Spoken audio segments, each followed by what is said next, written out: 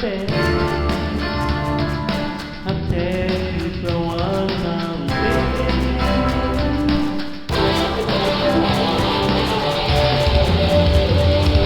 ฮักคือสวรรค์น้ำเป็น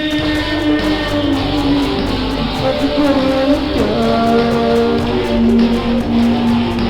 ฮักคืออภัยจิตใจตลอดไป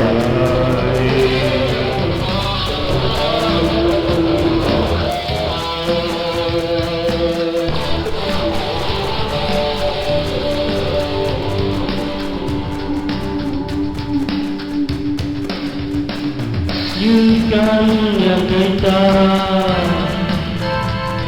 ยืนกันบนลำบากฟ้ายืนกันให้ได้ก็อยากหักจะพาได้พบกันมาดูมาหักกันมาดูมาสัมพันธ์พบกันหาไอ้มันและสวรรค์จะเป็นของเรา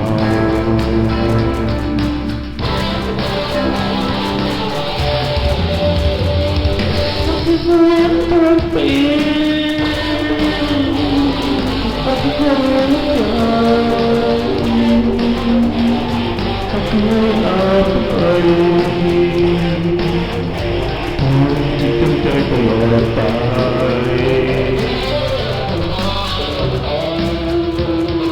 ฮักที่สวรรค์ต้องเป็น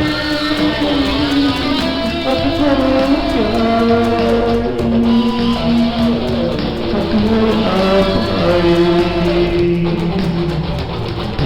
จิตตั้งใจตลอดไปฮักที่สวรรค์ต้องเป็นฮักความรักใจฮักความอาภัย